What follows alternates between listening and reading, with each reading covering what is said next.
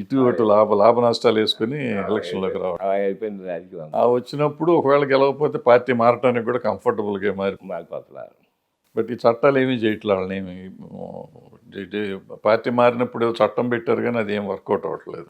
పార్టీలో అంటే ఎమ్మెల్యేగానో లేకపోతే చట్టసభలో ఉంటే మాత్రం నిజంగా చట్టాలు దానికి వర్తిస్తున్నాయి కానీ వర్తించలేదుగా. మొన్న 23 మంది తెలుగుదేశంలో చేరినప్పుడు వర్తించలేదు.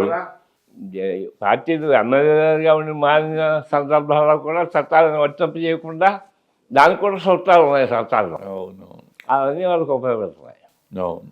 అందుకని చట్టాల్లో కూడా మార్పు తీసుకురావాలి. మార్పు తీసుకొచ్చినట్లే ఇది నిరోధించడానికి ఎక్కువ అవకాశం. నిరోధించి అసలు నా ఉద్దేశం అంటే ఒక పార్టీలో కలిసి ఇంకో పార్టీలో వెళ్ళిన వాడిని నా ఉద్దేశంలో అయితే అసలు ఎప్పుడు కంటెస్ట్ చేయనివ్వకుండా ఉండాలి.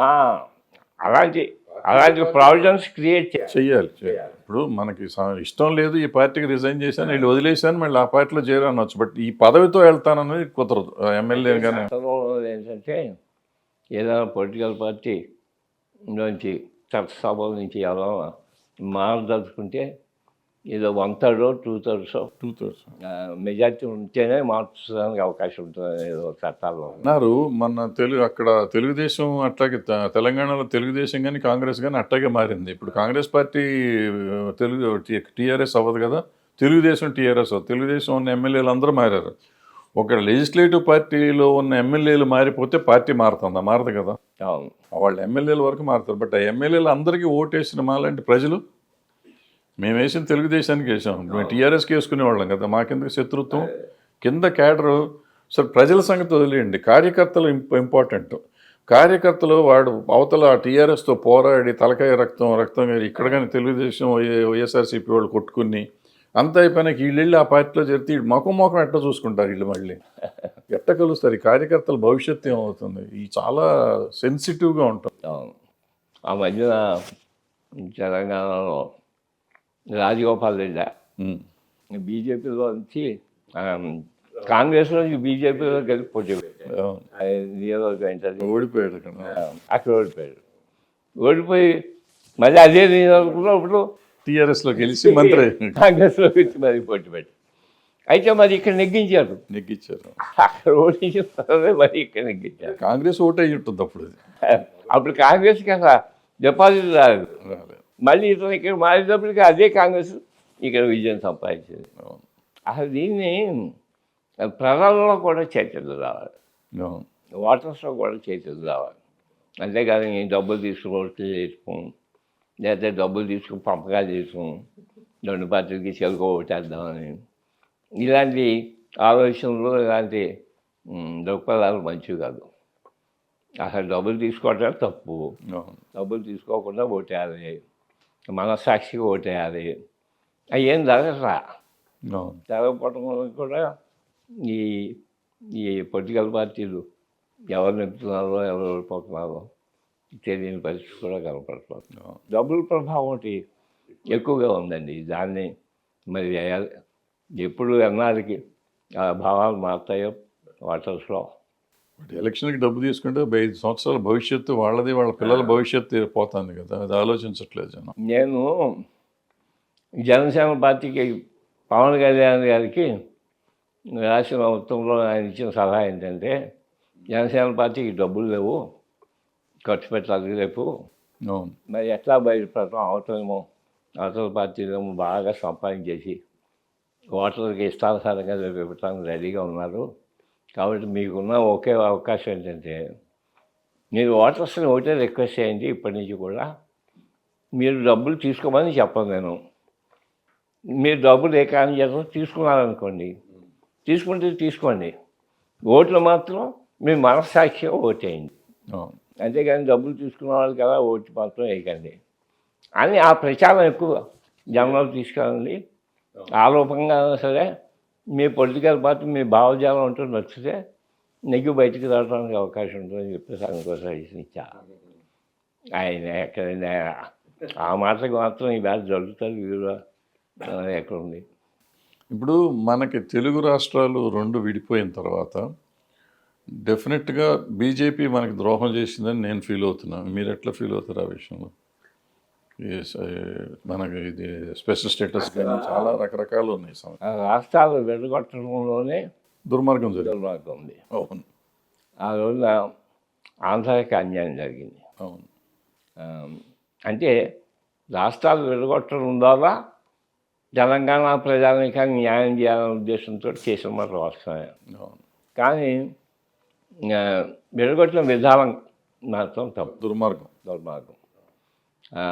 ఆంధ్రాకి న్యాయంగా రావాల్సిన ఏవి కూడా సరిగ్గా రాలేదు. రాలా అది వెలుగొట్టిన సందర్భంలో. నేను యాక్చువల్గా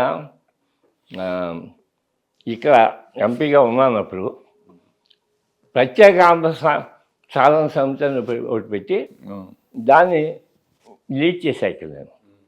కాంగ్రెస్ పార్టీలో ఉంటూ ఆంధ్ర విడగొట్టాను, ఆంధ్రాని విడగొట్టాలి.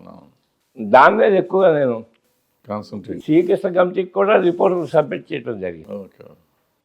నేను ప్రత్యేక ఆంధ్ర కావాల్సిన అయితే ప్రత్యేక ఆంధ్ర కోరుతూ నా డిమాండ్ ఏంటంటే హైదరాబాద్ని సెకండ్ క్యాపిటల్ ఆఫ్ ఇండియా చేసి దాన్ని ఈ రెండు రాష్ట్రాలకి ఉమ్మడి రాజధానిగా చేయమని నా డిమాండ్. హైదరాబాద్ని ఉమ్మడి రాజధానిగా చేయండి, అటు తెలంగాణకి ఇటు ఆంధ్రాకి కూడా కలిసి దాన్నేమో సెకండ్ క్యాపిటల్ ఆఫ్ ఇండియా కూడా చేయండి అని దాంట్లో ప్రత్యేకమైన డిమాండ్. అది ఎక్కడ జరిగింది? ఏదో 10 సంవత్సరాలు ఇద్దరు కలిసి ఉంటారు అన్నారే కానీ అది జరగలేదు. అదొకటి ఆంధ్రాకి జరిగిన అన్యాయం. లేకపోతే ఇక్కడ ఇప్పుడు ఇవాళ వరకు క్యాపిటల్ లేదు. క్యాపిటల్ లేకుండా నడాల్సిన పరిస్థితి ఇక్కడ ఏర్పడింది. అది ఇప్పటికీ కొట్టుకుంటారు ఉన్నారు, ఇక్కడ అక్కడ ఉన్నారా ఎక్కడ ఉన్నారా. అది రాజధాని విషయంగా వస్తే మరి అమరావతి అది సెంట్రల్ ప్లేస్. రాష్ట్రానికి అటు రాయలసీమ కానీ ఇటు ఉత్తరాంధ్ర ఇది చూసుకుంటే ఆంధ్ర రాష్ట్రం సెంట్రల్ ప్లేస్. ఏ కారణం చేస్తూ అక్కడ పెట్టారు, కానీ పరిపాలనా రాజధాని సెంట్రల్ ప్లేస్లో ఉండటం అవసరం. 100% అది అవసరం. అలాగని నా ఉద్దేశం ఏంటంటే రాజధాని పెట్టావు కదా అని మొత్తం అంతా డెవలప్మెంట్ అంతా అక్కడే కేంద్రీకరించి చేయడం కరెక్ట్ కాదు నా పాయింట్. అది డీసెంట్రలైజ్ చేయాలి. డెవలప్మెంటు అన్ని ప్రాంతాలకు కూడా సమానంగా చేయాలి. కానీ అంతకుముందు చంద్రబాబు నాయుడు గారు కొన్ని కోట్ల రూపాయలు ఖర్చు పెట్టి అక్కడే ఏదో సౌదాలు కట్టాలి, అవి కట్టాలి, ఈ కట్టాలి ప్లాన్ చేశారు. అది కరెక్ట్ కాదు. ఎందుకంటే చెట్ల కింద కూడా ఈవేళ కూర్చోబెట్టి పరిపాలన చేయవచ్చు. అది ప్రయారిటీ వర్షన్ వస్తుంది కదా. అక్కడ బిల్డింగ్ కట్టాలి, అది చేయాలడానికి డబ్బంతా తీసుకెళ్ళి దాని మీద పెట్టాలనడానికి మనం ప్రయారిటీ వర్షన్ వస్తలేదు. నెమ్మదిగా చేసుకోవచ్చు. కాబట్టి దానికి వ్యతిరేకం, సెంట్రలైజ్ చేయడానికి వ్యతిరేకం. అసలు తెలంగాణ ఆంధ్ర విడిపోవడానికి కూడా ముఖ్యమైన కారణం ఇదే కదండి. హైదరాబాద్లో సెంట్రలైజ్ అయిపోయింది మొత్తం అంతా కూడా.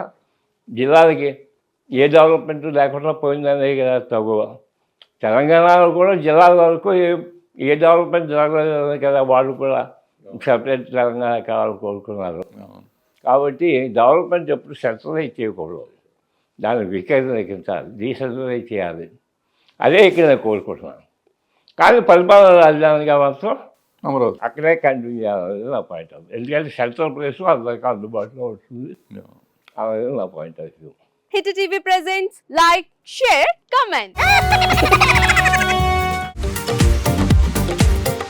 టీవీ వాళ్ళకు కూడా నేను ఒక సర్ప్రైజ్ ఇద్దాం అనుకుంటున్నాను. మీరు మాత్రమే జెస్సీ ఎందుకు అయ్యారు? ఇలాంటి అమ్మాయిలకి పిలవడానికి బాగుంటుంది. చందు సాయికి like you and have a జనాలకి ఒక పేరు నచ్చిందంటే దీనికి ఒక ప్రాసెస్ ఉంటుంది. ఎందుకు ప్రాసెస్? డైరెక్ట్గా వెళ్ళిపోదాం. ఏదైనా ఒకటి మర్చిపోయినావా నువ్వు? మర్చిపోయినా మేడం. ఏం మర్చిపోయావు? నా గుండె. ఏదో ఆ టైంకి మన సుడి బాగుంటే ఎవరన్నా చూపిస్తే రాయగలం. కానీ డోర్ టు డోర్ సేల్స్ చేసేవాళ్ళు. శారీ వస్తుంది, శారీలో వెనకాల కట్టుకుని